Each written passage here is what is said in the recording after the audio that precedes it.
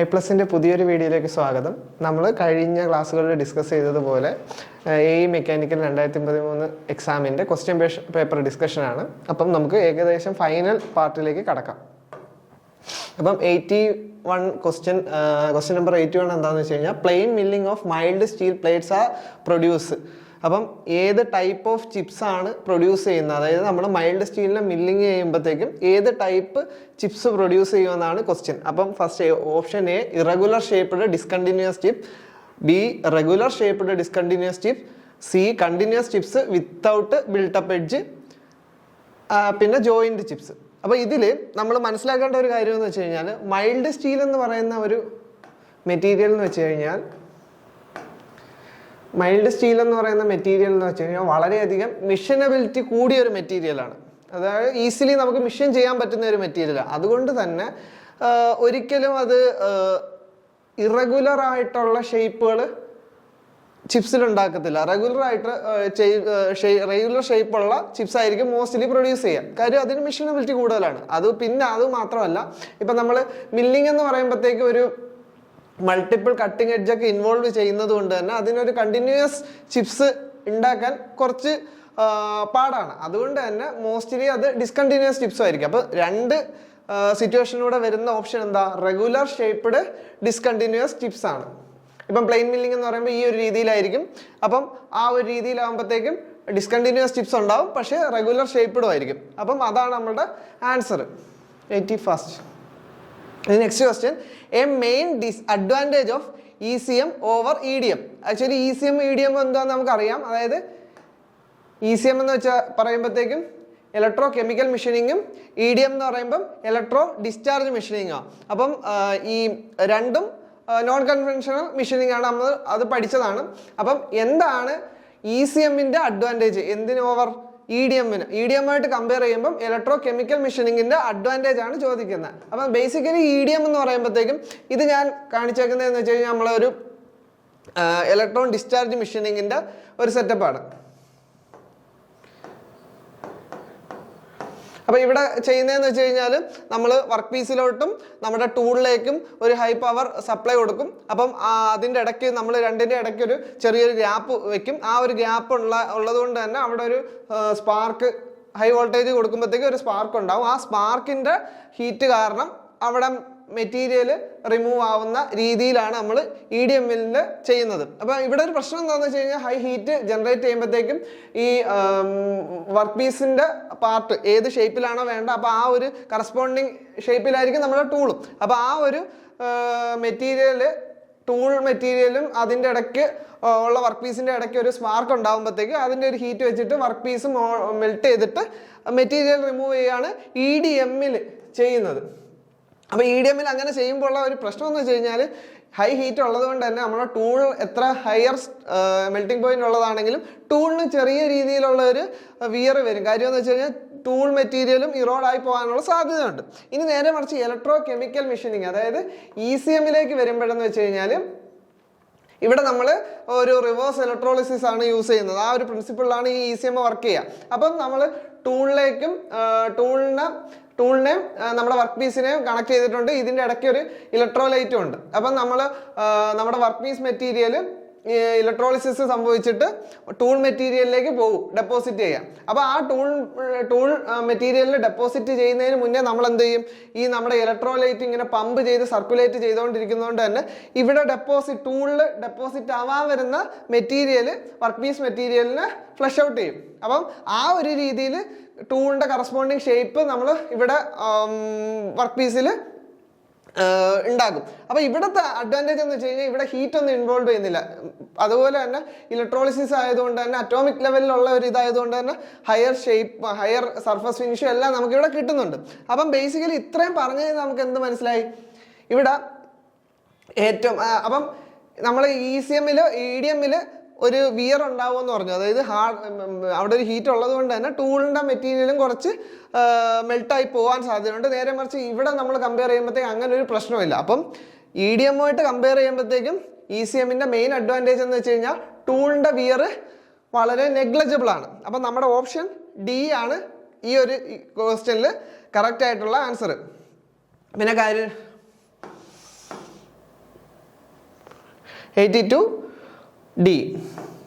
ഇനി next question, which one of the following is the most accurate instrument? അപ്പം metrology പാർട്ടിൽ നിന്നുള്ള question ആണ്. നമ്മൾ പഠിച്ചിട്ടുള്ളതാണ് optical projector, slip gauge, screw gauge, vernier caliper.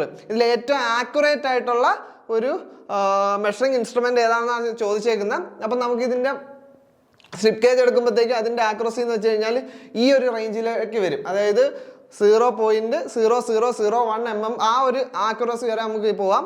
Screw gauge ആകുമ്പം അതിനെക്കാട്ടിയും കുറവാണ്, 0.001. പിന്നെ വെർനിയർ ആകുമ്പോൾ നമ്മൾ നോർമൽ ടൈപ്പ് നമ്മൾ യൂസ് ചെയ്യുന്നത് അതിന് അത്ര ആക്യുറസി ഒന്നുമില്ല, 0.002 ഉള്ളൂ. പിന്നെ ഒപ്റ്റിക്കൽ പ്രൊജക്ടർ ആകുമ്പോഴും ആ ഒരു റേഞ്ചിലേ ഉള്ളൂ ആക്യുറസി. അപ്പോൾ ഏറ്റവും ആക്യുറേറ്റ് ആയിട്ട് നമ്മൾ ഒരു കാലിബ്രേഷനും എല്ലാത്തിനും യൂസ് ചെയ്യുന്നതെന്ന് വെച്ച് കഴിഞ്ഞാൽ സ്ലിപ്പ് ഗേജ് ആയിരിക്കും. അത് വളരെ ആക്യുറേറ്റ് ആണ്. അപ്പം ഇവിടെ കൊടുത്തിരിക്കുന്നത് ഏറ്റവും ആക്യുറേറ്റ് ആയിട്ടുള്ള ഇൻസ്ട്രുമെന്റ് എന്ന് പറയുമ്പം നമ്മുടെ ഓപ്ഷൻ ബി സ്ലിപ്പ് ഗേജ് ആയിരിക്കും.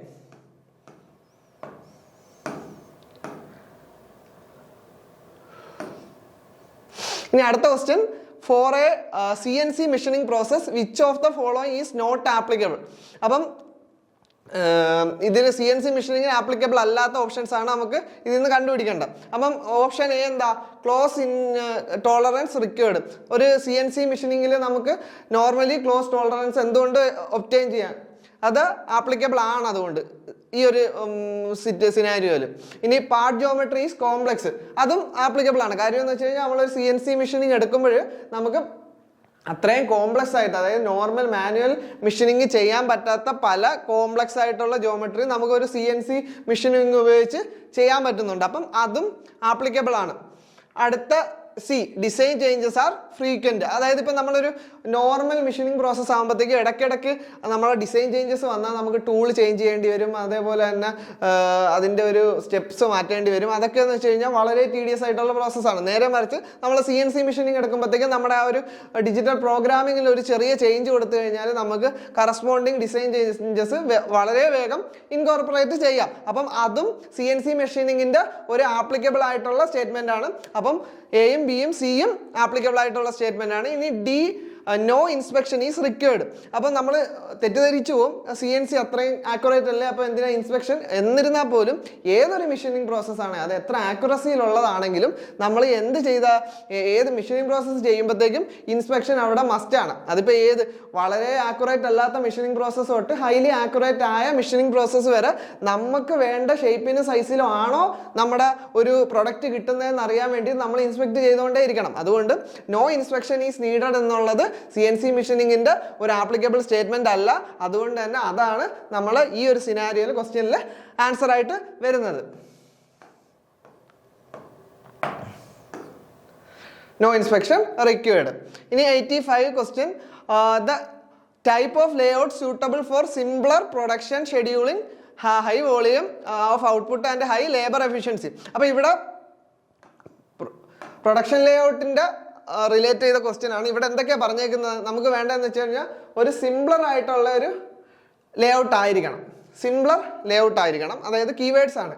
ഹൈ വോളിയം വേണം, ഔട്ട്പുട്ട് ഹൈ വോളിയം വേണം, ലേബർ എഫിഷ്യൻസി ഹൈ ആയിരിക്കണം. അതായത് കൂടുതൽ പ്രൊഡക്ഷൻ ഉണ്ടാവണം, അതേപോലെ തന്നെ ലേബർ. ഇപ്പോൾ ഒരു പ്രൊഡക്റ്റ് ലേഔട്ടിൽ നമ്മുടെ മെഷീൻ സെൻറ്റേഴ്സ് ഒന്നും വളരെ ഐഡിയൽ ആയിട്ട് ഇരിക്കാൻ പാടില്ല, എപ്പോഴും അത് എൻഗേജ്ഡ് ആയിട്ടിരിക്കണം. അതായത് ഹൈ ലേബർ എഫിഷ്യൻസി വേണം, സിമ്പിൾ ആയിരിക്കണം. ഇതിൽ ഏതാണ് നമുക്ക് ഈ ഒരു ക്വസ്റ്റ്യനിൽ വരുന്നതെന്ന് നോക്കാം. ഇവിടെ ഏതൊക്കെ പറഞ്ഞിട്ടുണ്ട്? Fixed position layout, product layout, process layout, combination layout.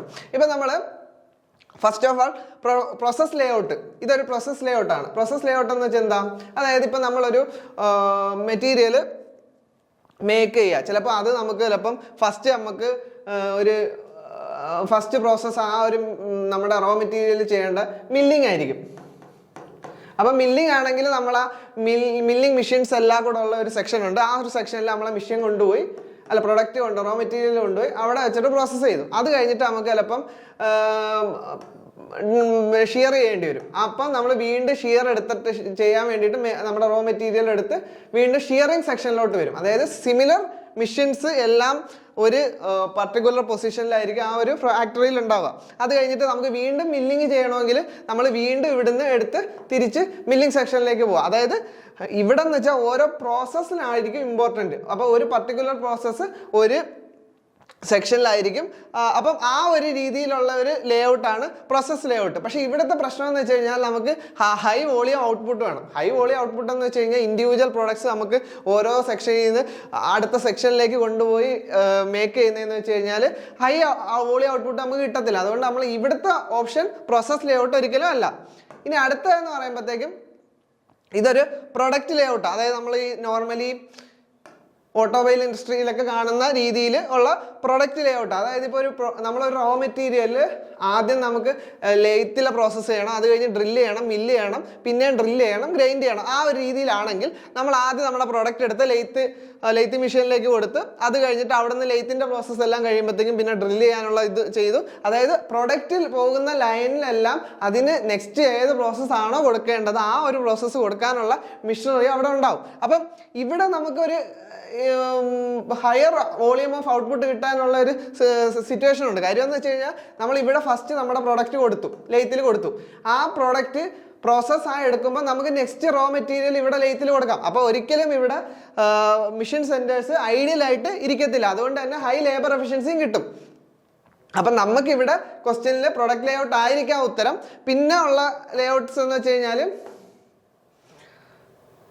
Fixed position layout. ഇപ്പം ഫിക്സഡ് പൊസിഷൻ ലേഔട്ട് എന്ന് പറയുമ്പോഴത്തേക്കും നമുക്കിപ്പോൾ ഹയർ ഭയങ്കര, അതായത് മെറ്റീരിയൽ ഹാൻഡിലിങ് വളരെ പാടുള്ള റോ മെറ്റീരിയൽസ്, ലൈക്ക് നമുക്കിപ്പോൾ ഒരു എയർക്രാഫ്റ്റ് ഉണ്ടാക്കുക അല്ലെങ്കിൽ ഷിപ്പ് ബിൽഡിങ്, അതെന്ന് വെച്ച് കഴിഞ്ഞാൽ നമുക്ക് നമ്മുടെ ജോബ് ഓരോ സെക്ഷനിലോട്ട് അല്ലെങ്കിൽ ജോബിൻ്റെ ഒരു ട്രാൻസ്പോർട്ടേഷൻ കുറച്ച് ചലഞ്ചിങ് ആയതുകൊണ്ട് നമ്മൾ എന്ത് ചെയ്യും, ഉള്ള മെറ്റീരിയൽസ് എല്ലാം അവിടെ പ്രോസസ്സ് ചെയ്യേണ്ട പ്രോസസ്സുകളിന് ആവശ്യമായിട്ടുള്ള മിഷൻ സെൻറ്റേഴ്സ് എല്ലാം നമ്മൾ ജോബിനടുത്തേക്ക് വരും. അതായത് ജോബ് അവിടെ ഐഡിയലായിട്ടിരിക്കും. ഇപ്പം നമുക്ക് ഷിയർ ചെയ്യണമെങ്കിൽ നമ്മൾ ഷിയർ ചെയ്യേണ്ട മെഷീൻ കൊണ്ടുവന്നിട്ട് നമ്മളവിടെ പ്രോസസ്സ് ചെയ്യും. ഡ്രില്ല് ചെയ്യണമെങ്കിൽ ഡ്രില്ലിങ് മെഷീൻ കൊണ്ടുവന്ന് അവിടെ പ്രോസസ്സ് ചെയ്യും. അതായത് മിഷൻ സെൻറ്റേഴ്സ് ആ ജോബിൻ്റെ ഒരു ഫിക്സഡ് പൊസിഷനിലേക്ക് വരുന്നു. അതാണ് ഫിക്സഡ് ലേഔട്ട്. അപ്പോൾ ഇത് ആക്ച്വലി ഹയർ ലേബർ എഫിഷ്യൻസിയാണ്. പക്ഷേ പ്രശ്നം എന്താണെന്ന് വെച്ച് കഴിഞ്ഞാൽ ലോവർ വോളിയം ആയിരിക്കും. കാര്യം എന്ന് വെച്ചാൽ ഒരു പ്രോസസ്സ് അല്ലേ അറ്റ് എ ടൈം നമുക്ക്, അല്ല ഒരു ജോബല്ലേ നമുക്ക് അറ്റ് എ ടൈം അറ്റൻഡ് ചെയ്യാൻ പറ്റത്തുള്ളൂ. ഈവൻ ദോ ഇതെല്ലാം നമുക്ക് ഒന്നിച്ച് വർക്ക് ചെയ്യിക്കാൻ പറ്റുമെങ്കിലും ഒരു ജോബേ ഒരു പർട്ടിക്കുലർ ടൈമിൽ ഇത് ചെയ്യാൻ പറ്റും. അതുകൊണ്ട് തന്നെ ലോ വോളിയം. അതുകൊണ്ട് ആണ് ഈ ഒരു ഫിക്സഡ് പൊസിഷൻ ലേഔട്ട് നമ്മുടെ ഈ കറണ്ട് ക്വസ്റ്റ്യനിൽ ഇത് വരാത്തത്. പിന്നെ ഉള്ളതെന്ന് വെച്ചാൽ കോമ്പിനേഷൻ ലേഔട്ട്. അതിപ്പോൾ നമ്മൾ പറഞ്ഞതിൻ്റെ കോമ്പിനേഷൻസ് ഉള്ള ഒരു ലേഔട്ടാണ്. അപ്പോൾ ഇവിടെ നമുക്ക് ഉള്ള ആൻസർ എന്ന് വെച്ച് കഴിഞ്ഞാൽ, ഓപ്ഷൻ എന്ന് വെച്ച് കഴിഞ്ഞാൽ പ്രൊഡക്റ്റ് ലേഔട്ട് ആയിരിക്കും. കാര്യം ഹയർ വോളിയം കിട്ടുന്നുണ്ട്, അവിടെ ഹയർ ലേബർ എഫിഷ്യൻസിയും കിട്ടുന്നുണ്ട്, പിന്നെ സിംപ്ലർ ആണ്. അപ്പം പ്രൊഡക്റ്റ് ലേഔട്ട്. പിന്നെ ഇനിയിപ്പോൾ നമ്മൾ നെക്സ്റ്റ് ക്വസ്റ്റ്യനിലേക്ക് പോവാം. Next question, A CIMO chart is used for studying the relationship of. CIMO chart എന്ന് വെച്ച് കഴിഞ്ഞാൽ എന്താ, മൈക്രോ മോഷൻ സ്റ്റഡിയിൽ യൂസ് ചെയ്യുന്ന സൈമൾട്ടേനിയസ് മോഷൻ ചാർട്ടുകളാണ്. അപ്പം സിമോ ചാർട്ടിൽ നമുക്കറിയാം നമ്മൾ എന്താണ് അവിടെ റിലേറ്റ് ചെയ്യുന്നത്. അവിടെ റിലേറ്റ് ചെയ്യുന്നത് ഇവിടെ ഇപ്പോൾ ഓപ്ഷനായിട്ട് option A operator and machines, B operator and materials, C different limb of an operator, D time and motion of operator. അപ്പം ഇവിടെ കൊടുത്തേക്കുന്നതിൽ നമുക്ക് സിമോ ചാർട്ട് എന്ന് വെച്ച് കഴിഞ്ഞാൽ ബേസിക്കലി എന്താ ചെയ്യുന്നതെന്ന് വെച്ച് കഴിഞ്ഞാൽ നമ്മുടെ ഓപ്പറേറ്ററിൻ്റെ ലിംസിൻ്റെ മൂവ്മെൻറ്റ് ട്രാക്ക് ചെയ്തിട്ട് എന്തെങ്കിലും റിഡൻഡൻ്റ് ആയിട്ടുള്ള മൂവ്മെൻറ്റ്സ് ഉണ്ടോ, ആ ഒരു രീതിയിൽ റിഡൻഡൻറ്റ് മൂവ്മെൻറ്റ്സിനെയൊക്കെ മാറ്റിയിട്ട് ഹൈലി എഫിഷ്യൻ്റ് ആയിട്ട് ജോലി ചെയ്യാൻ പാകത്തിന് മൈക്രോ മോഷൻ സ്റ്റഡി ചെയ്യാൻ വേണ്ടിയിട്ടാണ് നമ്മൾ സിമോ ചാർട്ട് യൂസ് ചെയ്യുന്നത്. അപ്പം നമ്മളിവിടെ സിമോ ചാർട്ടിൽ different limbs of an operator ആണ് നമ്മൾ, അതായത് പുള്ളിയുടെ ലിംബ് മൂവ്മെൻറ്റ്, അതായത് ചെറിയ ചെറിയ മൂവ്മെൻ്റ് ആയിട്ട് ഇതാക്കിയിട്ട് അത് ട്രാക്ക് ചെയ്യാൻ വേണ്ടിയിട്ടാണ് നമ്മൾ സിമോ ചാർട്ട് യൂസ് ചെയ്യുന്നത്. അപ്പം option C different limbs of an operator. ഇനി next question 87, and in production planning and control the loading means. അതായത് നമ്മുടെ PPCയിൽ ലോഡിംഗ് എന്താണെന്നാണ് ചോദിച്ചേക്കുന്നത്. ലോഡിംഗ് എന്ന ടേം ഇതിൽ പറയുന്നത് എന്താണ്, അതായത് maximum utilisation of facility, assigning job to work centres, determining the time required for each operation, giving the work order for initiating the work. അപ്പം PPCയിലെ മെയിൻലി നമുക്ക് സ്റ്റെപ്പുകൾ എന്താണെന്ന് വെച്ച് കഴിഞ്ഞാൽ, ഫസ്റ്റ് സ്റ്റെപ്പ് എന്ന് വെച്ച് കഴിഞ്ഞാൽ ഫോർകാസ്റ്റിംഗ് ആൻഡ് ഡിമാൻഡ് പ്ലാനിങ് ആയിരിക്കും. അതായത് initially the production planning involves forecasting and demand and planning the overall production schedule of to meet the this demand. അതായത് ഇപ്പോൾ നമ്മളൊരു പ്രൊഡക്റ്റ് ഉണ്ടാക്കുന്നതിന് മുന്നേ നമ്മൾ ഇപ്പം ആ ഒരു പ്രൊഡക്റ്റിന് മാർക്കറ്റിൽ എത്ര ആയിരിക്കും ഡിമാൻഡ് വരിക, ആ ഒരു ഡിമാൻഡ് നമുക്ക് മീറ്റ് ചെയ്യാൻ വേണ്ടിയിട്ട് നമുക്ക് എത്രത്തോളം പ്രൊഡക്ഷൻ ഉണ്ടാവണം, അല്ലെങ്കിൽ എത്ര നാളത്തേക്ക് പ്രൊഡക്ഷൻ ഉണ്ടാവണം, അല്ലെങ്കിൽ ആ ഒരു രീതിയിൽ നമ്മൾ ഡിമാൻഡ് ഫോർകാസ്റ്റ് ചെയ്യാനും നമ്മളുടെ ഒരു നമുക്ക് എത്ര കപ്പാസിറ്റി വേണം എന്നുള്ള രീതിയിലൊക്കെ ഒരു പ്ലാനിങ് ഫേസ് ആണ് ഫോർകാസ്റ്റിംഗ് ആൻഡ് ഡിമാൻഡ്. അതാണ് ഫസ്റ്റ് സ്റ്റെപ്പ്. സെക്കൻഡ് സ്റ്റെപ്പാണ് ലോഡിങ്. ഇപ്പം നമ്മുടെ ക്വസ്റ്റ്യനിൽ ലോഡിംഗ് ആണ് ചോദിച്ചിരിക്കുന്നത്. അപ്പോൾ ലോഡിംഗ് എന്താണെന്ന് വെച്ച് കഴിഞ്ഞാൽ, in this phase planners allocated the task to specific work centres or machines. The goal is to ensure an even distribution of work and avoiding both underutilization and overloading of resources. അതായത് ഇപ്പം നമ്മൾ already plan ചെയ്തു, അതായത് നമുക്ക് ഈ ഒരു ഇത്ര ഒരു ഡിമാൻഡ് ഉണ്ടാവും, ആ ഒരു ഡിമാൻഡ് മീറ്റ് ചെയ്യാൻ നമുക്ക് ഇത്രത്തോളം പ്രൊഡക്ഷൻ വേണമെന്ന് നമ്മൾ പ്ലാൻ ചെയ്തു. അത് കഴിഞ്ഞ് നമ്മൾ ലോഡ് ചെയ്യാന്ന് വെച്ച് കഴിഞ്ഞാൽ നമ്മുടെ വർക്ക് സെന്റേഴ്സ് ഉണ്ടാവും. അതായത് ഇപ്പോൾ ഒരു ലേത്ത് മെഷീൻ ഉണ്ടാവും, ഒരു ഡ്രില്ലിംഗ് മെഷീൻ ഉണ്ടാവും. അപ്പം നമുക്ക് ഇത്രയും പ്രൊഡക്ഷൻ ചെയ്യുമ്പോഴും ചില മെഷീൻസ് ചിലപ്പം നമ്മളൊരു പ്ലാനിങ്ങും ഇല്ലാതെ ചെയ്ത് കഴിഞ്ഞാൽ ചില മെഷീൻസ് വളരെയധികം എപ്പോഴും അത് എൻഗേജ്ഡ് ആയിരിക്കും, ചില മെഷീൻസ് എൻഗേജ്ഡ് ആവത്തില്ല, അതായത് നമ്മൾ യൂസ് ചെയ്യാതിരിക്കും, അതായത് ചിലപ്പം അണ്ടർ യൂട്ടിലൈസ്ഡ് ആയിരിക്കും, ചിലത് ഓവർ യൂട്ടിലൈസ്ഡ് ആയിരിക്കും. അപ്പം അങ്ങനെയുള്ള പ്രശ്നങ്ങൾ വരാതിരിക്കാൻ നമ്മൾ എന്ത് ചെയ്യും, ഓരോ പർട്ടിക്കുലർ വർക്ക് സെന്റേഴ്സിനും നമ്മൾ ഓരോ പർട്ടിക്കുലർ ടാസ്ക് അസൈൻ ചെയ്യും. ആ ഒരു രീതിയിൽ ഈവൻ ആയിട്ട് നമ്മളെ ടാസ്കുകളെ ഡിസ്ട്രിബ്യൂട്ട് ചെയ്യുന്ന, ഓരോ വർക്ക് സെന്റേഴ്സിനും ഡിസ്ട്രിബ്യൂട്ട് ചെയ്യുന്ന ഒരു പ്രോസസ്സാണ് ലോഡിങ്. അപ്പം ഇവിടെ നമ്മൾ ജസ്റ്റ് അലോക്കേറ്റ് ചെയ്യത്തേ ഉള്ളൂ. അതായത് ഇന്ന ദിവസം വർക്ക് തുടങ്ങുമ്പോഴത്തേക്ക് നീ ഇതൊക്കെ ചെയ്യണം എന്നുള്ള രീതിയിൽ നമ്മൾ അലോക്കേറ്റ് ചെയ്യത്തേ ഉള്ളൂ. അത് കഴിഞ്ഞിട്ട് നെക്സ്റ്റ് സ്റ്റെപ്പ് എന്ന് ഷെഡ്യൂളിംഗ്. ഷെഡ്യൂളിംഗ് എന്താണെന്ന് വെച്ച് കഴിഞ്ഞാൽ, once the jobs are loaded, scheduling determines the sequence and timing of task. It involves setting start and finish for each task, ensuring that the production flows smoothly and deadlines are met. അപ്പം നമ്മൾ ഈ ഒരു mission ഇത് ചെയ്യണം, ആ ഒരു mission അത് ചെയ്യണം എന്നുള്ള രീതിയിൽ ടാസ്ക് അലോക്കേറ്റ് ചെയ്തതിന് ശേഷം നമ്മൾ ഷെഡ്യൂൾ ചെയ്യുമ്പോൾ എന്താ, ഇന്ന സമയത്തായിരിക്കണം നിനക്ക് ആ ഒരു ടാസ്ക്, അത് നീ ഇന്ന സമയത്തിനുള്ളിൽ കംപ്ലീറ്റ് ചെയ്യണം. അപ്പം ആ ഒരു രീതിയിൽ ഒരു കംപ്ലീറ്റ് ഫ്ലോനെ നമ്മൾ ആ ഒരു ട്രജക്ടറിനെ ഇത് ചെയ്യുന്ന രീതിയാണ് ഷെഡ്യൂളിംഗ് എന്ന് പറയുന്നത്. ഇപ്പോഴും നമ്മൾ യഥാർത്ഥ പ്രൊഡക്ഷൻ തുടങ്ങിയിട്ടില്ല. ഇനി പ്രൊഡക്ഷൻ തുടങ്ങുന്ന എപ്പോഴാണ്, ഡെസ്പാച്ചിങ് എന്ന് പറയുന്ന സെക്ഷനിലാണ്. നെക്സ്റ്റ് സ്റ്റെപ്പ് ഡെസ്പാച്ചിങ്ങിൽ എന്താ, after loading and scheduling dispatching issues the work orders to the shop floor. അപ്പോഴാണ് നമ്മൾ വർക്ക് ഓർഡേഴ്സ് അതായത് നിങ്ങൾക്ക് ഇനി വർക്ക് തുടങ്ങാം എന്നുള്ള രീതിയിൽ ഒരു പെർമിഷൻ കൊടുക്കുന്നത് ഡെസ്പാച്ചിങ്ങിലാണ്. അതുകൊണ്ട് ആക്ച്വൽ പ്രൊഡക്ഷൻ നടക്കുന്ന സ്റ്റെപ്പും ഡെസ്പാച്ചിങ് ആണ്. This step triggers the actual commencement of production process, അതായത് പ്രൊഡക്ഷൻ പ്രോസസ്സിന്റെ കമൻസ്മെന്റ്. പിന്നെ അത് കഴിഞ്ഞിട്ട് നമ്മൾ ലാസ്റ്റ് സ്റ്റെപ്പ് എന്ന് വെച്ചാൽ മോണിറ്ററിങ് ആൻഡ് കൺട്രോൾ. അതായത് നമ്മൾ പറഞ്ഞ രീതിയിലാണ്, നമ്മൾ ഷെഡ്യൂൾ ചെയ്ത രീതിയിലാണ് വർക്ക് മുന്നോട്ട് പോകുന്നത്. അപ്പോൾ അതായത് നമുക്ക് ആ ഡിമാൻഡ് മീറ്റ് ചെയ്യാൻ അത്ര എളുപ്പമാണ് എന്നുള്ള രീതിയിൽ നമ്മൾ സൂക്ഷ്മമായിട്ട് ആ ഒരു ഫ്ലോനെ കൺട്രോൾ ചെയ്യുന്നു, ചിലപ്പോൾ മോണിറ്റർ ചെയ്യുന്നു. അപ്പോൾ എന്തെങ്കിലും ചെറിയ നമ്മളുടെ ആ ഒരു പ്ലാൻ ചെയ്യുന്നൊരു വ്യതിചലിച്ചു കഴിഞ്ഞാൽ നമ്മൾ അതിനെ കൺട്രോൾ ചെയ്യുന്നു. അതായത് നമ്മളതിനെ വീണ്ടും ആ ഒരു ഇതിലേക്ക് ആവശ്യമായ മാറ്റങ്ങൾ വരുത്തി നമ്മൾ ആ ഒരു പ്രീവിയസ് പ്ലാനിലേക്ക് കൊണ്ടുവരുന്നതിനെയാണ് മോണിറ്ററിങ് ആൻഡ് കൺട്രോളിംഗ് എന്ന് പറയുന്നത്. അപ്പം നമ്മുടെ ക്വസ്റ്റ്യനിൽ എന്ന് വെച്ച് കഴിഞ്ഞാൽ, in production planning and control loading means, loading എന്തായിരിക്കും, assigning jobs to work centres. അതായത് വർക്ക് സെന്റേഴ്സിന് ജോബ്സ് അസൈൻ ചെയ്യുന്നതിനെയാണ് ലോഡിംഗ് എന്ന് പറയുക. ഇനി 88, the selective inventory technique ABC gives the importance of.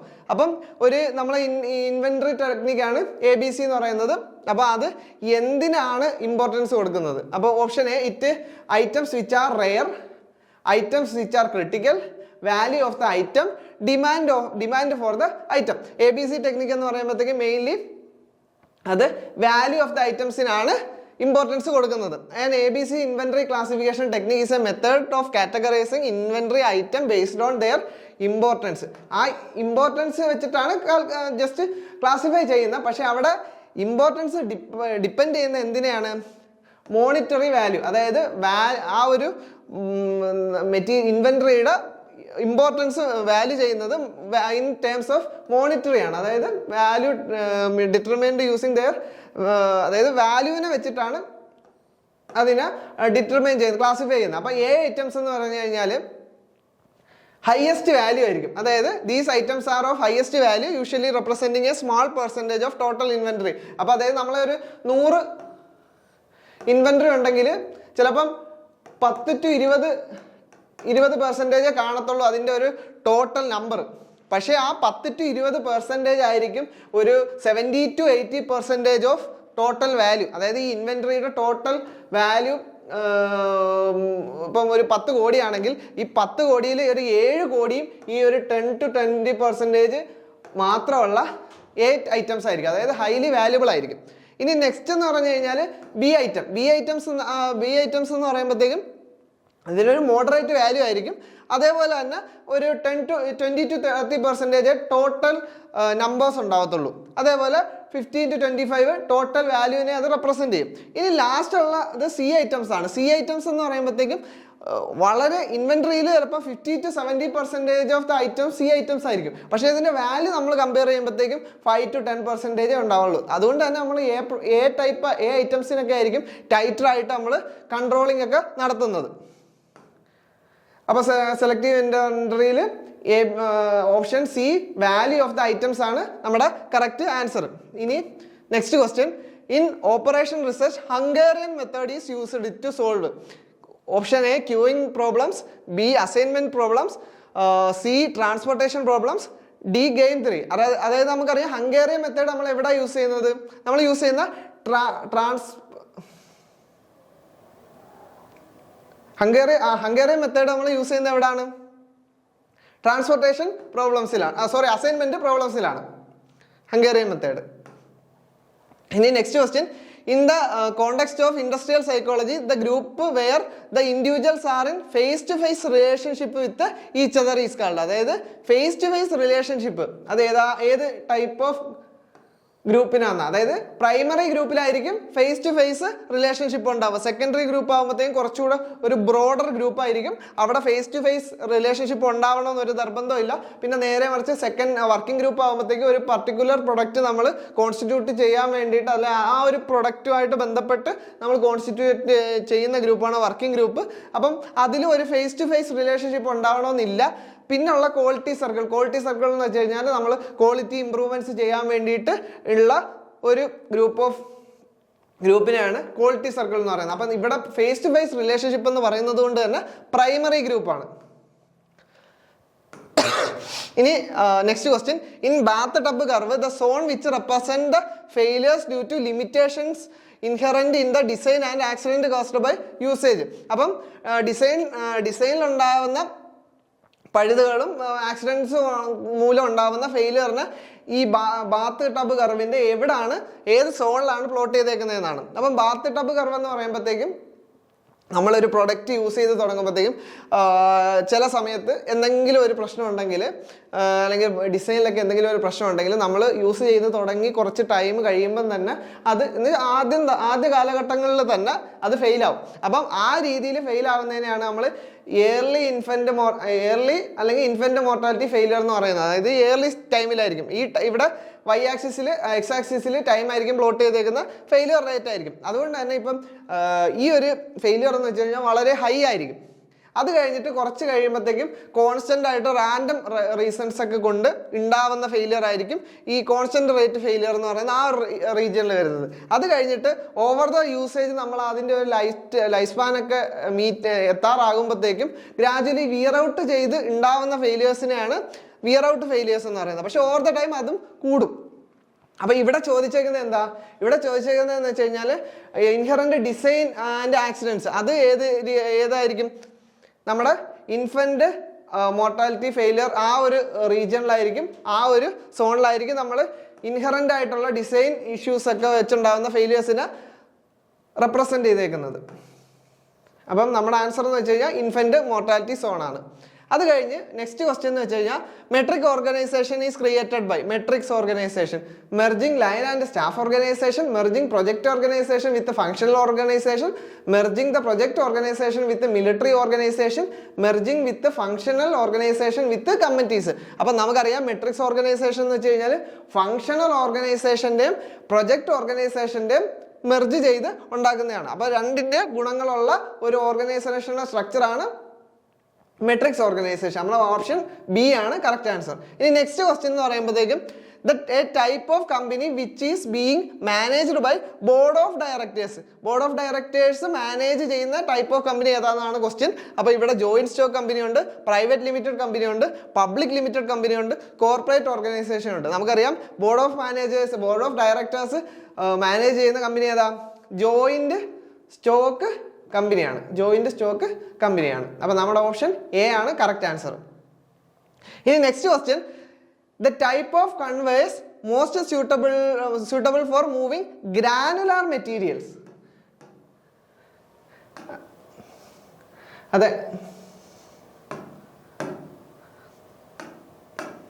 അതായത് ഗ്രാനുലാർ മെറ്റീരിയൽസ് മൂവ് ചെയ്യാൻ വേണ്ടിയിട്ടുള്ള കൺവേയേഴ്സ് ആണ്. ഇവിടെ ഓപ്ഷൻസ് ആയിട്ട് roller conveyor, chain conveyors, bucket conveyors, fork truck ഒക്കെ പറഞ്ഞിട്ടുണ്ട്. പക്ഷെ ഗ്രാനുലാർ മെറ്റീരിയൽ ആയതുകൊണ്ട് തന്നെ നമ്മളൊരു ഒരു കണ്ടെയ്നറിനകത്ത് ക്യാരി ചെയ്ത് മൂവ് ചെയ്താൽ മാത്രമേ അവിടെ എഫക്റ്റീവ് ആവത്തുള്ളൂ. അതുകൊണ്ട് തന്നെ ഇവിടെ നമുക്കിവിടെ ബക്കറ്റ് കൺവെയർ ആണ് ഓപ്ഷൻ. കാര്യം ബാക്കിയുള്ളത് ഗ്രാനുലാർ മെറ്റീരിയൽ ആയതുകൊണ്ട് ഈ റോളർ കൺവെയർ ആണെങ്കിലും ചെയിൻ കൺവെയർ ആണെങ്കിലും ഒക്കെ മൂവ് ചെയ്യുന്നതിനനുസരിച്ച് നമ്മുടെ മെറ്റീരിയൽ ലോസ് ആവാനുള്ള സാധ്യതയുണ്ട്. അതുകൊണ്ട് നമ്മളൊരു കണ്ടെയ്നറിനകത്ത് മൂവ് ചെയ്യിക്കുന്ന, അതായത് ബക്കറ്റ് കൺവെയർ, സി.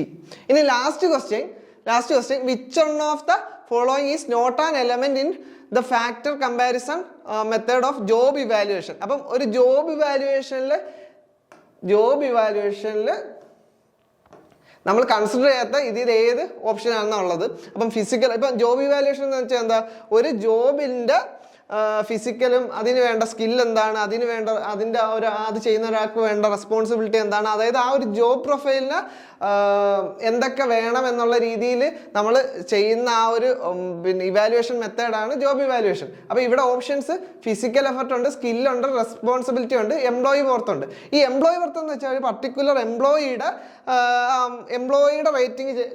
റേറ്റ് ചെയ്യുന്നതിനെയാണ് നമ്മൾ എംപ്ലോയി വർത്ത് എന്ന് പറയുന്നത്. ഒരു പർട്ടിക്കുലർ ജോബ് ഏതൊക്കെ രീതിയിലാണ്, അതായത് ആ ഒരു ജോബിൽ ഏതൊക്കെ ഫാക്ടേഴ്സ് ഇൻവോൾവ് ചെയ്യുന്നു എന്നുള്ള രീതിയിൽ കൺസിഡർ ചെയ്യുന്നത് അല്ല ഈ എംപ്ലോയി വർത്ത്. അതുകൊണ്ട് തന്നെ നമ്മൾ ഇവിടെ ഓപ്ഷൻ ആൻസർ ആയിട്ട് വരുന്ന എംപ്ലോയി വർത്താണ്. കാര്യം ബാക്കി 3 ഫിസിക്കൽ എഫർട്ട് ആണെങ്കിൽ, സ്കില്ലാണെങ്കിലും, റെസ്പോൺസിബിലിറ്റി ആണെങ്കിലും ഒരു ജോബിനെ ഇവാലുവേറ്റ് ചെയ്യുമ്പോൾ നമ്മൾ കൺസിഡർ ചെയ്യുന്ന ഫാക്ടേഴ്സാണ്. പക്ഷേ എംപ്ലോയി വർത്ത് എന്ന് വെച്ച് കഴിഞ്ഞാൽ ഒരു പർട്ടിക്കുലർ എംപ്ലോയിയുടെ റേറ്റിംഗുമായിട്ട് ബന്ധപ്പെട്ട ഒരു ഇവാലുവേഷൻ മെത്തേഡാണ്. അതുകൊണ്ട് നമ്മുടെ ഓപ്ഷൻ ഡി ആണ് കറക്റ്റ് ആൻസർ. അപ്പോൾ ഇതോടെ നമ്മൾ ആ ഒരു പ്രീവിയസ് ഇയർ ക്വസ്റ്റ്യൻ്റെ ഫുൾ ഡിസ്കഷൻ കഴിഞ്ഞു. 95 ക്വസ്റ്റ്യൻ, 5 ക്വസ്റ്റ്യൻ ക്യാൻസലേഷൻ ഉണ്ടായിരുന്നു. അപ്പം ഇത് നിങ്ങൾക്ക് യൂസ്ഫുൾ ആവുമെന്ന് വിചാരിക്കുന്നു. Thank you.